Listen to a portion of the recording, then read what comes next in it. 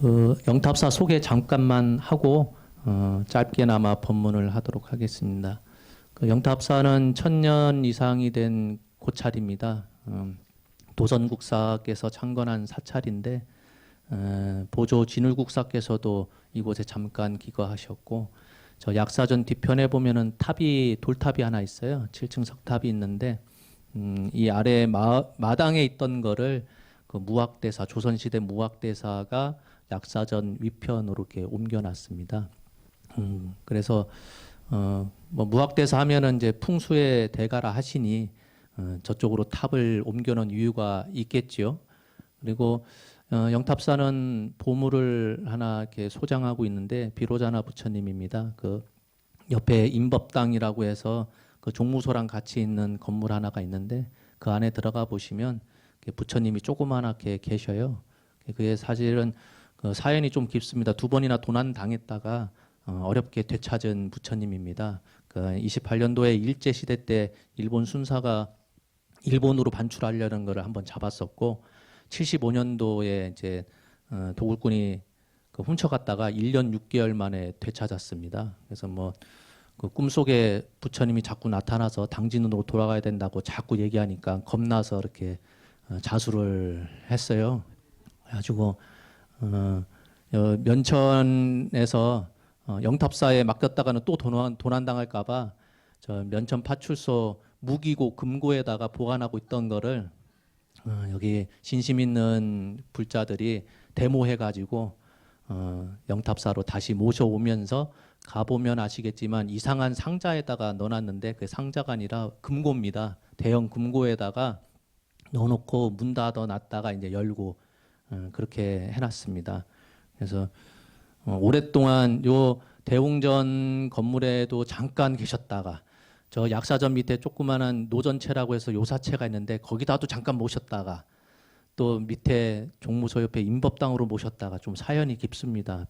본래 당신 자리 못 찾고선 계속 돌아다니고 있는 사정이 있습니다. 근데 그게 왜 그 보물로 지정됐느냐라는 거는 뭐 문화재의 가치도 있겠지만은 협시보살이 문수보현보살로 이렇게 되어 있는데 한 덩어리로 주조를 했대요. 그렇게 하기가 힘든데 그 옛날 시대의 기술로는. 그래서 크기도 조그만합니다. 한 요 정도 될라나요? 뭐 한 50cm 높이가 될라나, 한 40cm 될라나. 근데 그거를 한 덩어리로 주조를 해서 뭐 그런 가치도 뭐 판단을 내리고 그런가 봅니다. 법문 끝나고선 가서 구경해 보셔도 괜찮을 듯합니다. 지금까지 이제 일요일마다 사실은 제가 문숙기도 하면서 경전도 강의했다가 지금은 이제 초발심 자격문 가운데 개초심학 입문을 강의를 하고 있습니다. 일찍 나가봐야 밥 안 줍니다. 11시 한 30분 정도 돼야 공양을 하니까 잠깐 제 얘기 듣고선 내려가시면 공양 시간대가 딱 맞을 것 같습니다. 그 원각경에 보면 그런 말이 있습니다. 원각경 다들 아시죠? 대불정 정확한 이름 모르겠네. 갑자기 생각 안 나네. 원각경에 뭐라고 돼 있냐면은 윤회는 애욕이 근본이 된다, 그런 말을 해요. 그러니까 우리가 3계 6도를 계속 돌고 도는 이유가 그 바탕에 애욕이 있어서 그렇다 그래요. 그럼 애욕은 뭐 때문에 생기느냐? 나의 의지 때문에 생긴다 그래요. 나의 의지는 어디서부터 일어나느냐? 나의 생각으로부터 일어난다 그럽니다. 그러니까 내가 생각을 어떻게 먹느냐에 따라서 나의 의지를 어떻게 표출하느냐가 나타나고 그 의지에 의해서 애욕이 발생한다, 그렇게 보는 거죠. 근데 그 애욕이라고 표현했지만 사실은 여러분들 불교 공부 열심히 해서 다들 아시겠지만 너무 많이 들어봤죠. 뭐 삼독심, 탐진치 삼독이라는 말 많이 들어보셨죠. 탐욕과 성냄과 어리석음, 그렇게 배워왔는데 사실 너무 어려운 단어예요. 그래서 쉽게 설명한 분이 계신데 뭐라고 설명하느냐? 내가 좋아하는 것, 내가 싫어하는 것, 그 다음에 정신 못 차리고 헤매는 것. 그러니까 내가 좋아하는 것이 나쁜 게 아니라는 거예요. 무슨 뜻이냐? 내가 좋아하면은 좋아하는 만큼만 이렇게 갖고 사람을 좋아하고 하면 되는데 사람들이 그렇잖아요. 뭐 좋다 싶으면은 저걸 가져야 되겠다. 저걸 내가 돈 주고 사야 되겠다. 어떤 제품인가 하다 보면 돈도 필요하고 그 돈을 마련하기 위해서 욕심도 많이 부리고 하죠. 그러니까 좋아하는 것에서 끝나지 않고 더 오버해서 탐욕을 부리는 거, 그게 잘못됐다는 겁니다. 싫어하는 거, 세상 살면서 다 좋은 사람들만 있는가요? 싫은 사람 있죠. 그럼 싫은 사람 있으면 싫어하는 감정이 일어났을 때 그만큼만 싫어하면 되는데 사람들은 그렇지가 않죠. 왜냐하면 내가 설사 손해 보더라도 저 사람을 괴롭혀야 되겠다. 그런 마음 한 번도 안 들었으면 참 다행인 겁니다. 근데 살다 보면 그렇지가 않거든요. 내가 설사 오늘 힘들고 괴롭고 내가 엄청난 손해를 보더라도 내 기필코 저 사람 한번 해코지 해야지. 저 사람 괴로움 당할 방법이 뭔가 이렇게 고심을 해서 내가 설사 좀 손해 보더라도 저 사람은 한번 내가 한 방 먹여야 되겠다. 그런 마음을 먹는 게 잘못됐다는 거예요. 그러니 사람들이 세상이 그러면 좋아하는 거 싫어하는 걸로만 나눠져 있습니까? 내가 관심 없는 것도 있죠. 당연히 관심 없는 거 있죠. 관심 없는 것은 내 인생에 아무 이유가 없어요. 여러분 여기 뭐 다이소에서 제가 5천 원 주고 이게 체온계도 나오고 습도계도 나오고 이 시계를 하나 사봤는데 이게 나한테 관심이 없으면 이건 내 인생에서 나한테 하등 어떠한 역할을 하질 않아요. 시계를 얘기했지만 살면서 여러분들 SNS 그러니까 인터넷, TV가 발달을 해서 세상 반대편에 일어나는 일들 다 알고 있잖아요. 근데 곰곰이 생각을 해보세요. 20년, 30년 전에 지구 반대편에 일어나는 일에 대해서 여러분들 관심 가진 적 있습니까? 없죠. 그러니 내가 모르는 것, 관심 없는 것은 나의 인생에 사실은 존재치 않는 것과 별반 다름이 없어요. 그렇죠?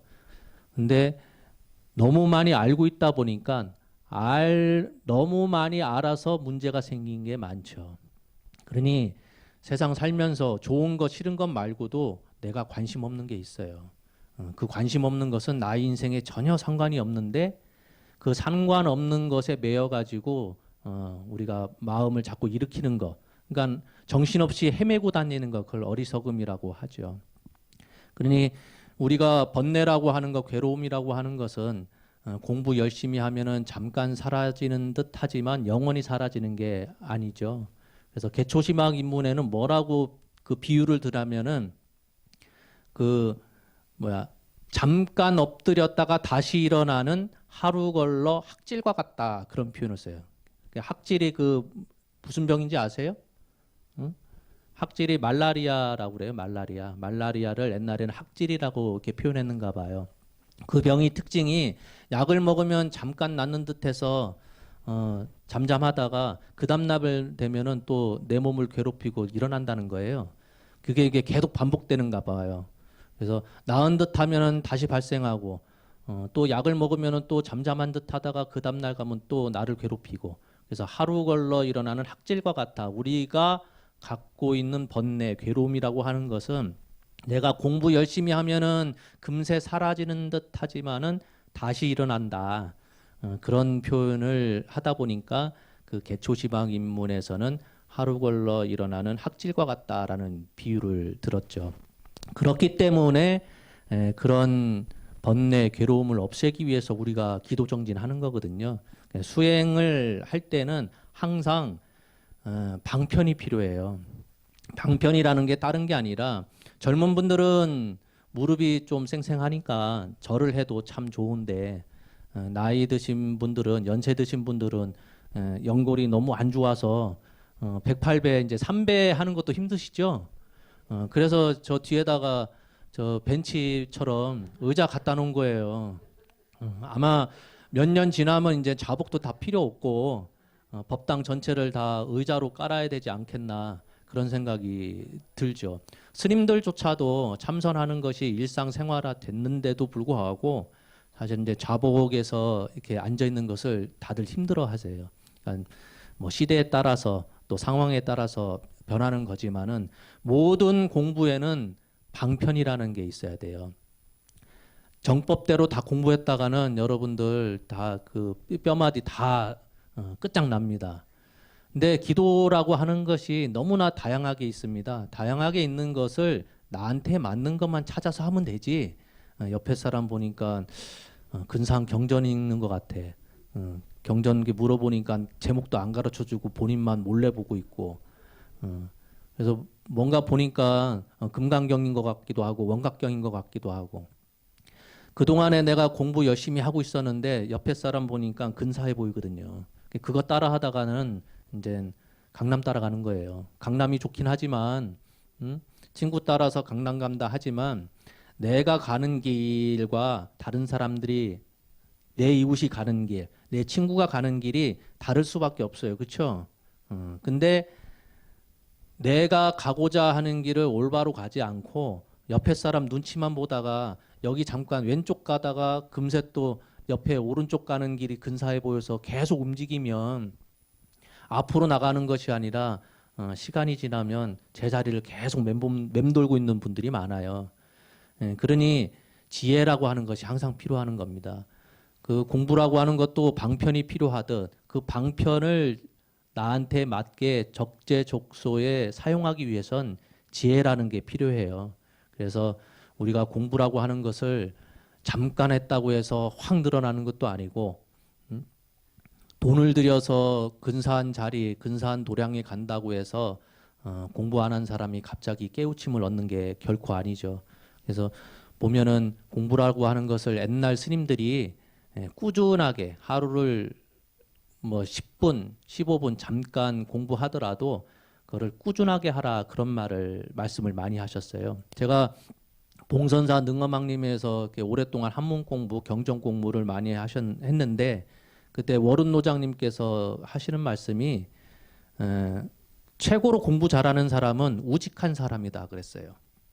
머리가 똑똑해서 한번 경전 보면은 잊어먹지 않는 사람이 최고가 아니라 멍청해도 꾸준하게 하는 사람, 우직하게 하는 사람이 똑똑한 사람을 이겨먹는다 그랬습니다. 그래서 월운 노장님께서 글 공부 잘하고 해석 잘하고 하는 스님들을 참 좋아라 했지만 그런 스님들 가운데서도 누굴 가장 좋아했느냐? 오늘도 공부하고 내일도 공부하고 시간이 지나도 스승이 없더라도 혼자서 꾸준하게 공부하는 사람들을 굉장히 좋아라 했어요. 그래서 삼계를 벗어나기 위해서는 공부 열심히 해야 되는데 공부 열심히 하는 것이 딴 게 아니라 하루 10분을 투자하더라도 그렇게 꾸준하게 하는 거. 그래서 게으른 사람들은 참 힘들죠. 그 제 은사 스님 잠깐 얘기할 것 같으면 그분이 아침잠이 많으셔요. 그래서 저 옆에 산에 보면 용봉산이라고 있는데 홍성에 용봉산에 용봉사라고 사찰이 있습니다. 다 그 용봉산 자체가 돌산으로 돼 있어서 근사한 사찰인데 그 산에서 눈이 오면은 저 밑에 매표소까지 길이 한 1km 정도 되거든요. 그 길을 쓸지 않으면은 사실은 차가 올라다니기가 힘들죠.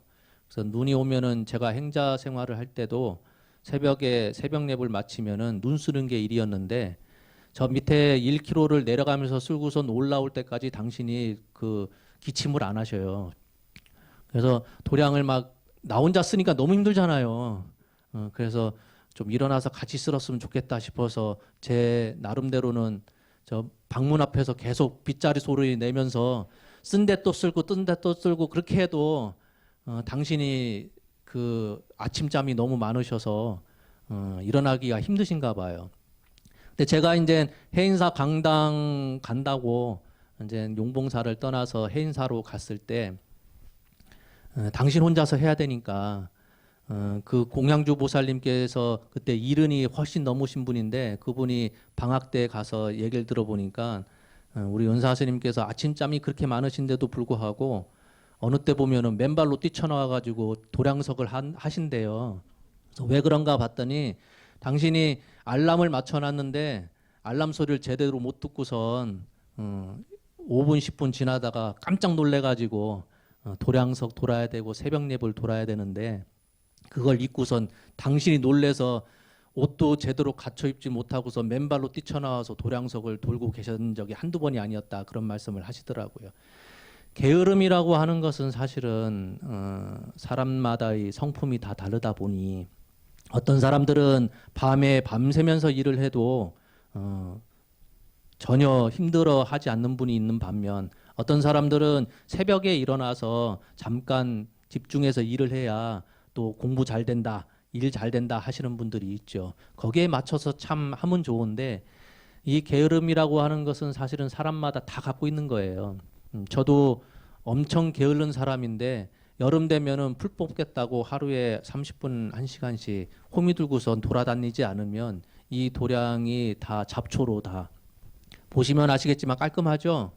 예, 힘들어요. 여기 처사가 없습니다. 처사가. 처사가 없어서 기도하는 제 사제 스님은 기도 열심히 하셔서 참 좋고, 그분은 그분대로 역할이 있고, 저는 이제 풀 뽑는 게 여름에서는 일이에요. 그러니 아무리 제초제 뿌리는 것도 한두 번이지 매번 뿌릴 수 없잖아요. 그러니 자기 성품이 게을러도 그걸 이겨먹기 위해서 자기 의지를 발휘할 수밖에 없지요.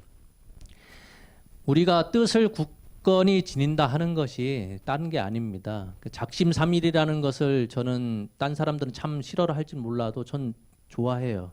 왜냐하면 3일 동안은 그래도 뭔가 하려고 애를 쓰니까 3일 지나서 또 새로운 다짐하면 됩니다.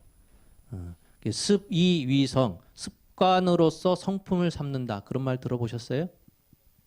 습관이 오래되면 자기 성품이 된다, 그런 말이에요.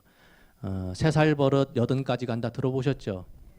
3살 버릇이 80까지 갈 정도면은 그거는 버릇이 아니에요. 천성이라고 부르는 겁니다. 천성 얘기하면 많은 분들이 내가 태어나면서 갖고 있는 성품을, 하늘이 주어진 성품을 천성이라고 얘기하는구나. 맞는 얘기입니다. 근데 내가 어려서부터 갖고 있던 버릇을 80까지 갖고 갈 정도면 그건 버릇이 아니라 자기 성품이 되는 거예요. 습관이 성품이 된다는 말을 전 참 좋아합니다. 지금 뭐 연세 드신 분들도 있고 이제 중장년 돼서 한창 일을 하실 분들도 계신데 지금이라도 좋은 습관 가지려고 애를 쓰면 언젠가는 그것이 나의 성품이 되는 거예요. 그 얘기는 나한테 잘못된 버릇, 습관이 있으면 지금이라도 빨리 고치려고 애를 쓰면 된다는 겁니다. 그래서 작심삼일, 그거 나쁜 말 아니에요. 적어도 작심하는 동안에는 3일은 가지 않습니까? 3일 지나서 또 작심하면 되거든요. 그러니 자기한테 허물이 있는 줄 알고 부끄러워하는 사람이 공부 잘하는 사람이에요. 맹자, 그 중국의 유명한 뭐 공자, 맹자 다 들어보셨죠? 맹자님께서 하신 말씀이 부끄러움을 얻으면 성인이고 부끄러움을 잃으면 짐승이다 그랬어요. 자기가 어떤 일을 행했는데 그게 잘못된 줄 알았으면은 사람이면 부끄러워할 줄 알아야 되는데 부끄러워할 줄 모르는 사람들은 그건 사람이 아니라 짐승이라고 그랬어요. 짐승. 그러니 허물이 있으면 뉘우치고 고치면 되는 거예요. 선악에 대해서 우리가 여러분도 곰곰이 생각을 해보세요. 세상 살면서 괴롭다 하는 것은 선악의 문제가 아니에요. 부모님한테 효도해야지. 몰라서 못하는 게 아니거든요. 그런 거는 누구나 다 판단 내릴 수 있어요. 내가 하기 싫어서 안 하는 것뿐이지 부모님한테 효도해야 된다. 자식을 사랑으로서 잘 감싸고 키워야 된다. 그거는 누구나 다 아는 거예요. 근데 여러분들 살면서 괴롭다라고 느끼는 것을 한번 보세요. 그건 선악의 문제가 아니에요.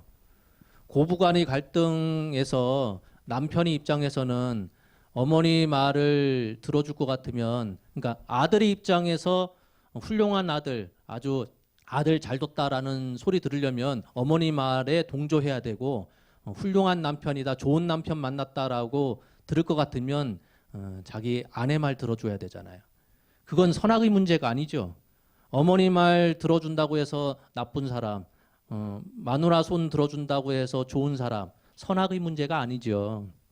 그러니 살면서 괴롭다 하는 것은 선악의 판단 문제가 아니에요. 가치관의 문제죠. 내 입장에서 어떻게 처신을 해야 되느냐의 갈등 문제에서 내가 힘든 것 뿐이거든요. 그러니 우리가 항상 나쁜 일 하지 말아라, 착한 일 해라 라는 얘기를 들어왔는데 왜 자꾸 선악의 문제를 들고 있느냐.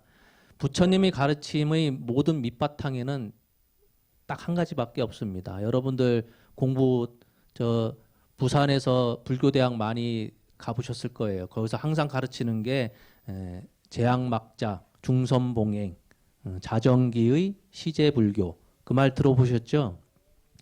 모든 부처님께서 84,000 온갖 말씀을 해 주셨지만 그 밑바탕에 항상 깔려 있는 것은 제발 나쁜 짓 좀 하지 말고 남들 이로운 일도 좀 해라.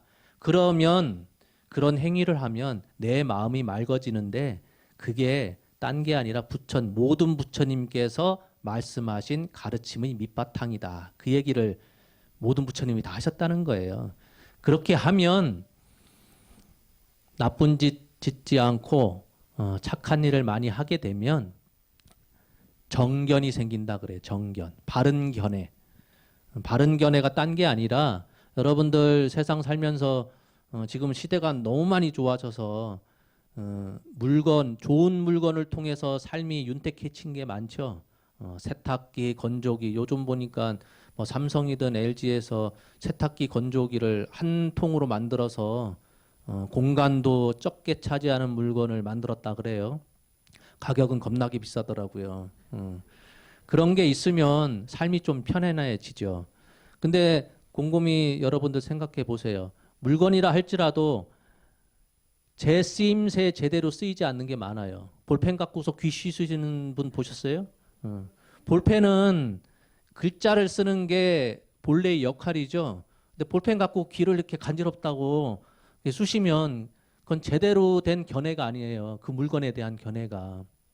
정견이라고 하는 것은 딴 게 아닙니다.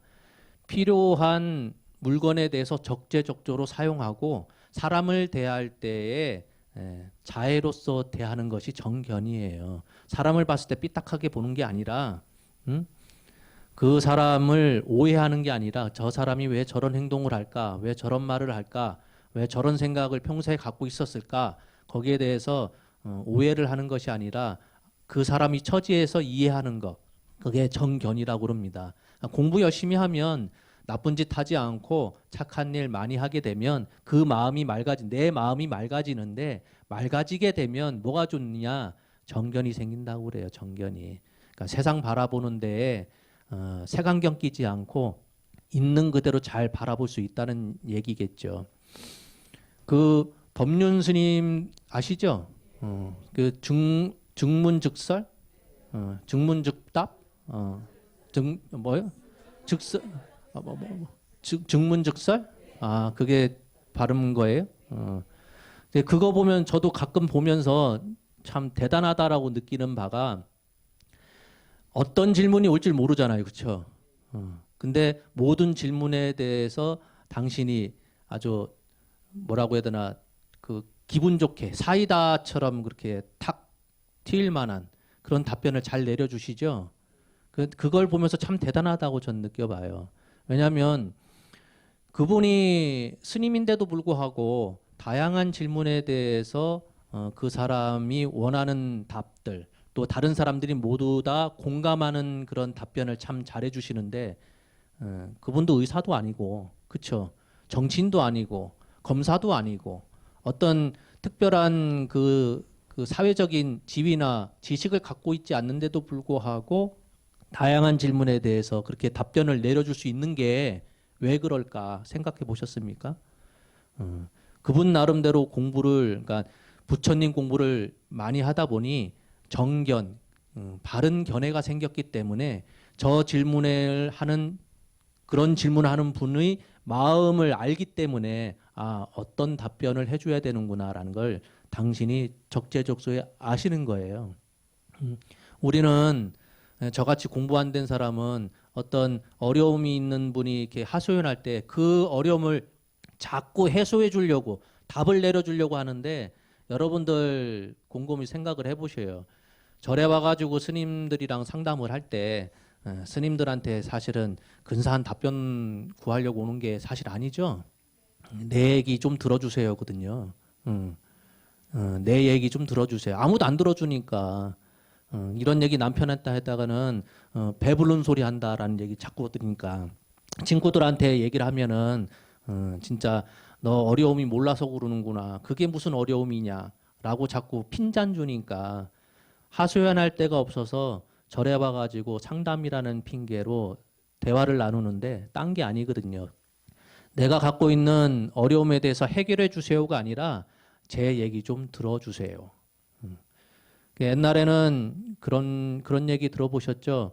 그 슬픔을 나누면 반으로 줄어들고 기쁨을 나누면 2배로 늘어난다. 그게 옛날 뭐 속담인가 이게? 격언이 격언? 교훈? 근데 요즘 그게 맞는가요? 기쁨을 나누면 약점이 되는 거예요. 약점이란다. 저 질투, 시샘의 대상이 되는 거예요. 내가 갖고 있는 어려움을 옆에 친구한테 얘기하면 그냥 약점이 되는 거예요. 그래서 옛날에는 그런 말을 많이 했어요.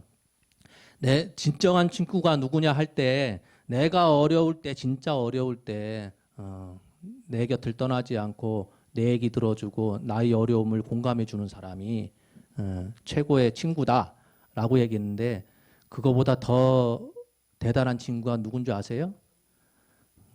나한테 기쁜 일이 있을 때 같이 기뻐해 주는 사람. 기쁜 일이 있는데 옆에 사람한테 얘기 못 해요. 왜냐하면 질투의 대상이 되니까.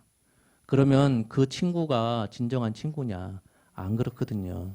사람마다 동정심은 쉽게 일어나지만 같이 기쁨을 나누는 사람은 점점 줄어들고 있어요. 그렇다고 해서 이렇게 아니 스님이 저런 얘기하면 안 되는데 근데 세상이 그렇게 바뀌어 버렸습니다. 좋은 일이 있을 때 가족들한테조차도 그 기쁜 일을 얘기를 못 해요. 여러분들 곰곰이 마음속에 생각을 해보세요. 제가 질문 드릴게요. 오늘 일요일인데 오늘 복권을 하나 사가지고 토요일 날 대박 복권 1등에 당첨됐어요. 가족한테 바로 얘기할 사람 손.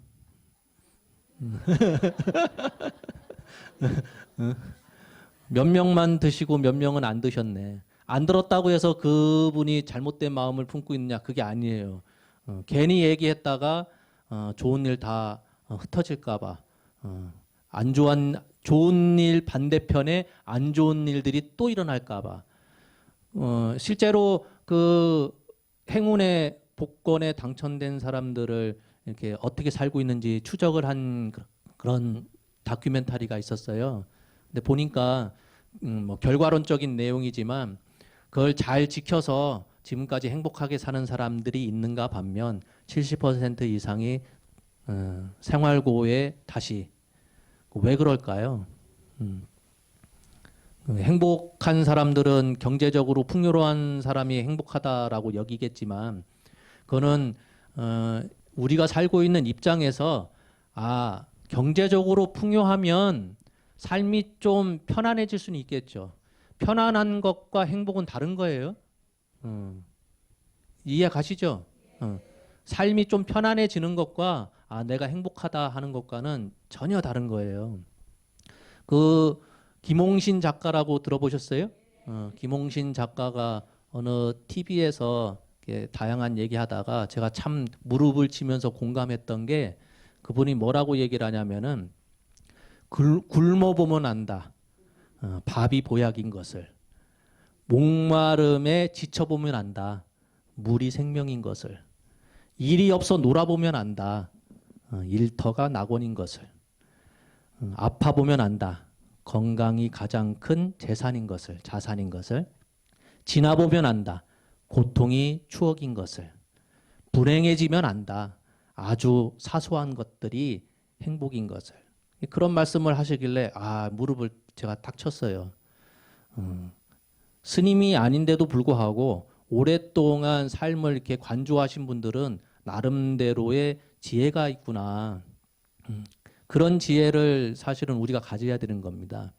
많이 배웠다고 해서 훌륭한 사람, 그 다음에 사회적으로 높은 지위에 있다고 해서 훌륭한 사람, 그런 사람이 훌륭한 사람이 아니거든요.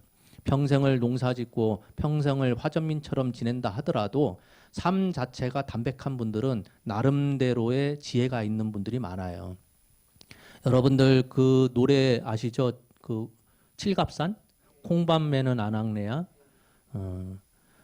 이 세상은 너무 많이 알아서 괴로운 일들이 많아요. 왜 이런 말씀을 드리느냐? 콩밤매는 안악내가 제가 보기에는 우울증에 걸린 분이에요. 근데 너무 힘들게 살다 보니까 본인이 우울증에 걸린 줄 모르는 거예요, 지금. 응?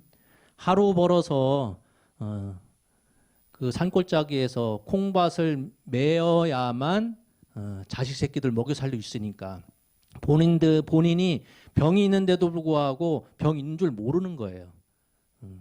눈 뜨면 호미 들고선 콩밭을 메야 되고 해 뜨면 그냥 집에 가서 엎어져서 끙끙 앓면서 누워 있어야 되니까 본인이 우울증 걸린지도 모르고선 그렇게 생활하는 거죠.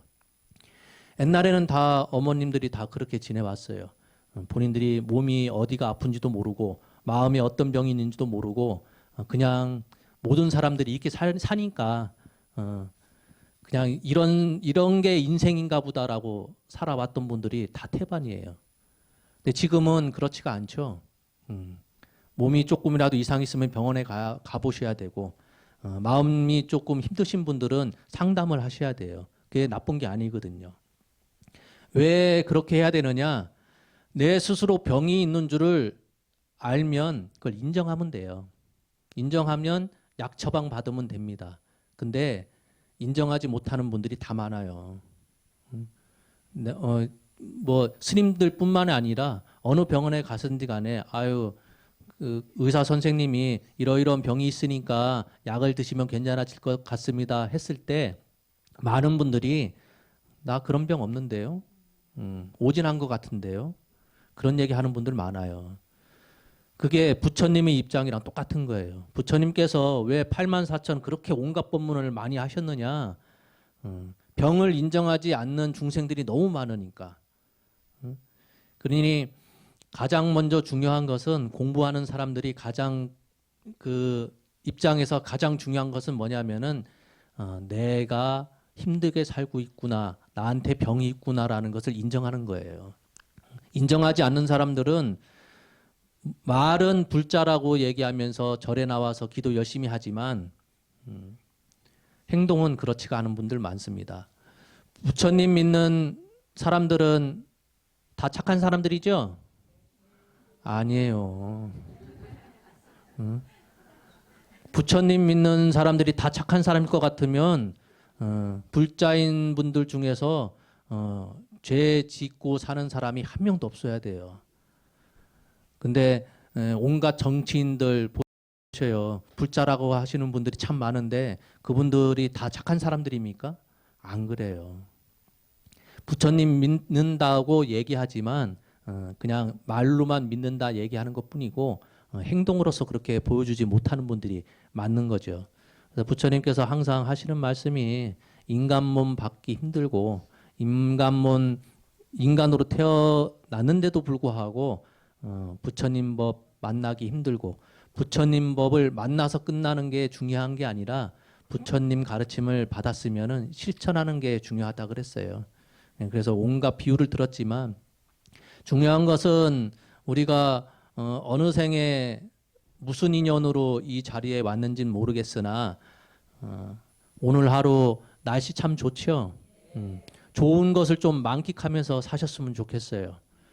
성지순례 오셨는데 오늘날 하루 보신 분, 저 하늘 보신 분 계세요? 안 보신 분들 있으면 하늘을 좀 보셔요. 일요일날 황사가 많이 낀다 하는데 우리가 하루 한 번 하늘을 쳐다보지 못할 정도로 각박하게 살고 있는 사람들이 많습니다. 마음의 여유를 갖는 것, 그것이 부처님이 가르침입니다. 마음의 여유가 있는 분은 주위에 어려운 사람들이 있으면 눈에 들어와요. 그러면 외면하지 않습니다. 외면하지 않는 마음이 어떤 마음이냐? 공감하는 마음이에요. 상대방이 힘들 때, 아, 저 사람이 이러이러해서 참 마음이 아픈가 보구나. 공감하는 것이 불자로서의 첫 발입니다. 공감하지 않는 사람들은 아무리 밖에 나가서 봉사한다 하지만 그건 그냥 생각 없이 몸만 움직이는 거예요. 몸뚱아리가 움직이기 위해서는 내 의지가 필요하고 내 생각이 필요합니다. 그 생각이 올바라야 나의 행동도 올바라지는 거예요. 그러니 마음의 여유를 꼭 갖길 바라겠습니다. 하늘 아직 못 보신 분들은 법당 나가서 하늘 한번 쳐다보셔요. 그리고 지금 한 35분 정도 됐는데 140여 분 정도 오신 것 같아요. 제가 바깥에다가 탁자를 좀 펼쳐놓긴 했는데 동시에 공양하기가 좀 힘들 것 같아요. 그러니까 일부 공양하시는 분들 계시면 일부는 또 약사전 올라가서 부처님 한번 뵙는 것도 괜찮을 듯합니다. 바위에 새겨진 마의 부처님이에요.